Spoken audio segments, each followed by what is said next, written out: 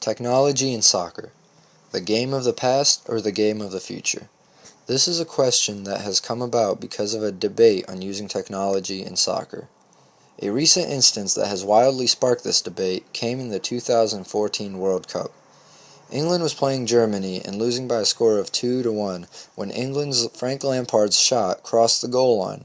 However, the referees did not see the ball cross and no goal was given. This ultimately led to a 4-1 defeat, a game that could have been very different if the goal had been counted. Goal line technology that would have prevented the missed call would have been very beneficial to the game at that moment. However, there is absolutely no reason that the implementation of new in-game technology should be allowed to occur. I am first going to introduce myself within the scope of this topic and give myself an ethos for creating this presentation.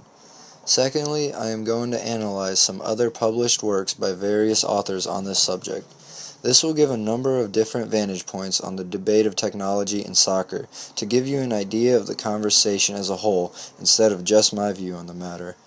Next, I will present exactly where I stand on this argument. After I do that, I will talk briefly on why there are people who disagree with what I say and what their stances are. Towards the end of this presentation, I will give some insight on where the future of this topic is headed. Finally, I will concisely give a review on everything I have covered within this presentation. My ethos for this presentation comes mainly within the fact that I have grown up around the game of soccer and lived my entire life either close to it or playing the game.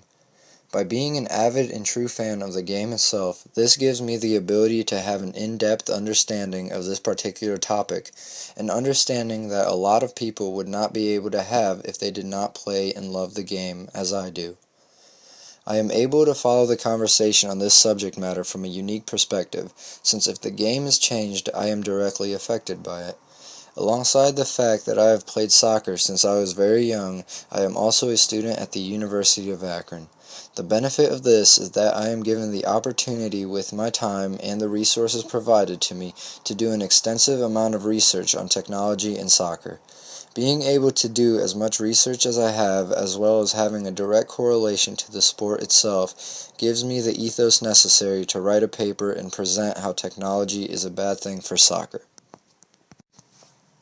There have been a lot of published works that deal with technology in soccer. I am going to review some of them in terms of what they bring to the conversation as a whole and the way they are related to my stance on the topic. In an article by authors Castellano, Alvarez-Pastor, and Bradley, they discuss a type of technology that isn't exactly in-game in terms of it affecting the game directly. They write about tracking systems, ones that would track the movement of players, the ball, and even the referee. This sort of technology could be highly beneficial to the game, and I am all for it. With tracking systems, players can review the analysis of every game and every practice in order to understand better how they play the game and what they need to do to get better. This could be a wonderful thing for soccer.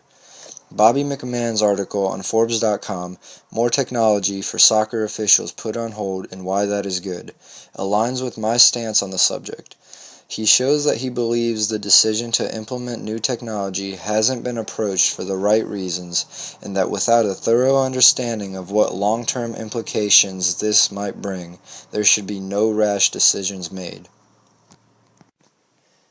My argument in this topic is that there is technology beneficial to the game, and then there is technology that is very bad for the game. Technology such as the aforementioned tracking systems and other technologies that can help players and coaches become better at what they do can bring about an increase in the quality of the game for both everyone involved and the fans. Tracking systems and technology that can help players recover or analyze their performances in various ways are a thing of the future that should be fully utilized as soon as possible. However, with in-game technology such as replays and goal line technology, soccer should stay completely away from that. This is because with the implementation of this sort of technology comes short-term success. For example, everybody would love goal line technology for a while, but this would only bring about the want for more technology. Every bit of technology that is added to the game after that will alter the game, and soon enough we will have a game that is stopped every 2 minutes to review something controversial instead of letting the play go on, which is one of the main aspects soccer is known for. Before we know it, we will have something that is much different than the beautiful game we are accustomed to. I believe that the people who argue against my stance and say that technology is a good thing for soccer are approaching the subject closed-mindedly. They have not put enough in-depth thought on the matter and are only thinking about the short-term success it could bring. They have not thought far enough to understand the long-term consequences that implementing technology could have. Oftentimes, when people think of a new technology for a sport, instant replay comes to mind. And yes, at first this seems like a great idea. It would increase the fairness and justice of the game and things would go more smoothly. However, with 22 players on a field that could fit hundreds, if not thousands of people, there is so much that goes on that the referees never notice. If instant replay would be used, every little aspect of the game would be scrutinized, and a game that is essentially 90 minutes long would take several hours to get through. This takes away from one of the very foundations soccer was built on, the fact that the game is straight through without stoppages other than one for halftime. The future of this subject will be very different soon than what it is now. Implementation of technology has already begun and there will soon be a widespread use of it. Therefore, in the future, the conversation will be drastically different. As of right now, there is only speculation as to what will happen and what technology will bring to the game. However, once there is plenty of evidence on the use of technology, researchers can simply examine what has happened. They will be given the opportunity to quantify many aspects, from how much downtime players have because of stoppages, all the way to changes in ticket sales. I mean, as a fan, if I don't like what the game has become, I know I would stop going. So in the future, there will be plenty of evidence to look on to create conclusions and deductions from, instead of simply speculation. I will quickly review what was covered in this presentation. Instances like Frank Lampard's unfortunate non-goal have quickly brought about the call for technology to finally be implemented into soccer. As a soccer player who has done a lot of research on what this could bring, I have to disagree and say that the game is good enough as it is now.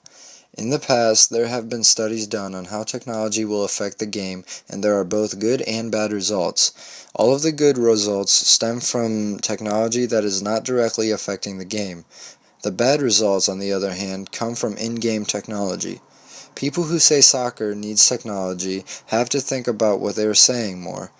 However, we will see soon enough who is actually right, since the implementation of technology has begun. As a fan of the game, I sure hope that I'm wrong. Thank you for listening.